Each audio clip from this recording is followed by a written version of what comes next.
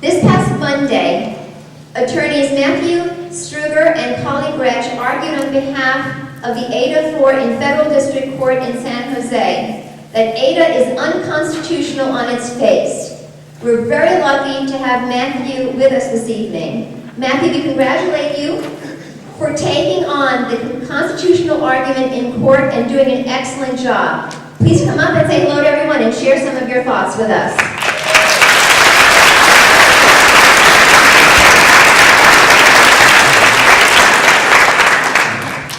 Thank you, Annette, and everyone here. So, I did ask if I should just come up for a couple of minutes, two actually, and give just a quick overview of how the argument went and sort of some of the arguments we made in the back and forth with the government. So, this might be some legal mumbo jumbo that's kind of boring, but I'm going to do it anyway.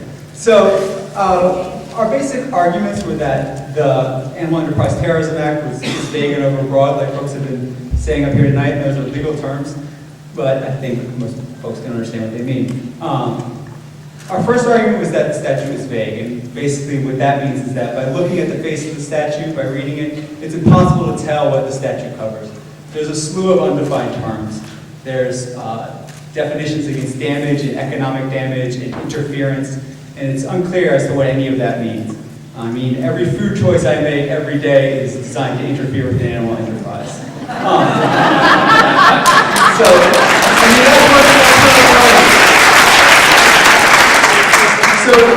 so we say, you know, but when you actually do, you know, our following argument is that when you actually do figure it out, the statute goes too far. It's clearly overbroad. It criminalizes protected speech and conduct that's clearly covered by the First Amendment, and that's basically the argument. And the government got out there and they said, no, you know, there's an exception in here for boycotts. You can see right here, there's an exception for boycotts. This is only used to go after property damage and things like that. And that's total horseshit. The boycott exemption explicitly premises liability on the reaction of third parties. So if you organize a boycott and someone gets pissed off and goes out and does something like break a window, you, the organizer of the boycott who's done absolutely nothing illegal, they can go after you under this act.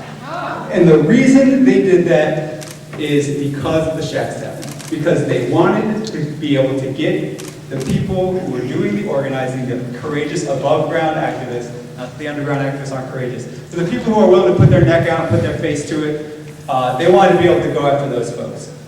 And the government attorney in the Shack 7 appeal said exactly that. So the government's response was basically, you know, well, we're not really going to address that. This case has to do with threats. And the statute is divided into a threat section and a damage section. And they basically said, you have no right to get up here and say that the damage section impinges on any First Amendment rights because that's not what these defendants are charged with. And unfortunately, the judge seemed to be leaning with them on that.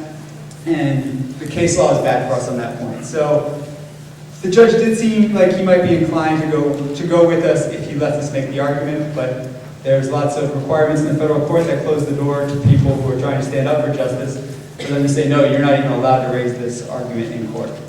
So, should we lose? I'm not saying we will, but should we lose? We can go on with an as-applied challenge in this case, which says that the activity charged here is unconstitutional as applied to these individuals. It's unconstitutional as to chalking and chanting and leafleting. So we would still have that, and the law is very good with us on that. And then we're also trying to bring the exact same motion in this Utah case, because the Utah 2 are charged under the damages provision. Unfortunately, their attorneys have been a little unresponsive, so if anybody knows BJ and Alex, tell them to tell their attorneys to respond to the Center for Constitutional Rights email so that we can knock down this law in their case. Thank you.